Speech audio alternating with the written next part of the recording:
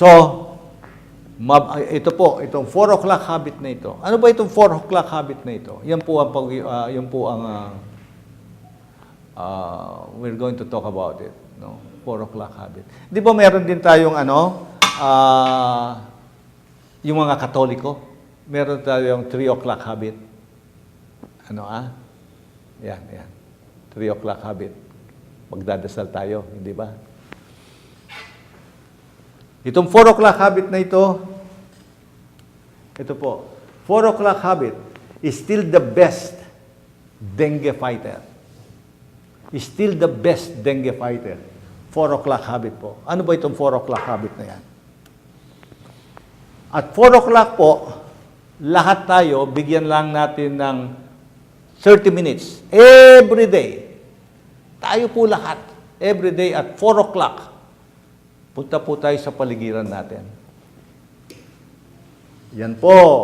Alisin ang tubig sa mga flower po. Yan pinag-usapan po natin kanina. Turn over. Ito pong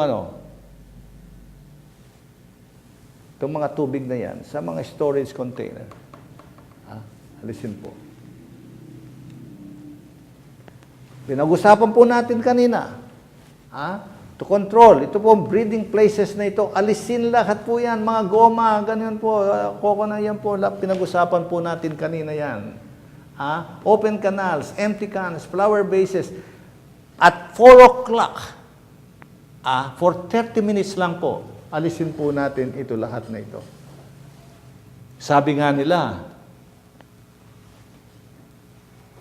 other than the gutters, other than the rubbish.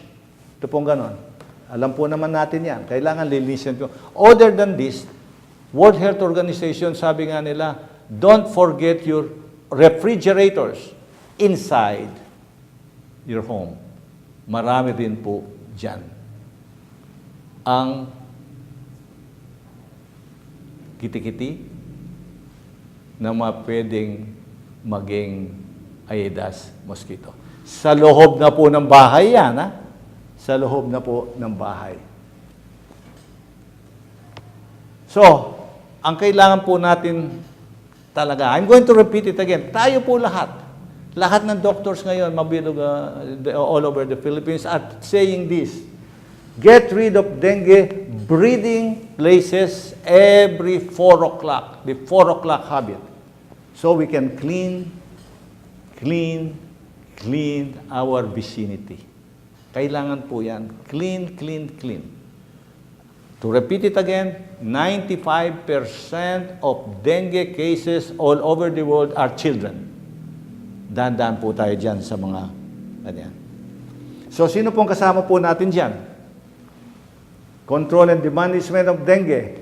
Government, kasama po natin yan. Department of Health, City Health Officer, dito po sa Angeles, kasama po natin yan. Department of Health, non-government. Yung po mga non-government, dito, Caritas Health Shield, kung sino man mga government, mga Rotarians, anybody, non-government, they can be a part of the 4 o'clock habit. Ito pong 4 o'clock habit, we can include teachers, parents, religious groups, tri-media, and NGOs. Ito po, kanya tayo lahat po. So that at the end po, sana darating pong araw yung 39,000 cases in 2012 dito sa Pilipinas magiging make the Philippines dengue free. Make the Philippines dengue free for our children. Para po sa mga anak natin. For our children. Marami pong salamat.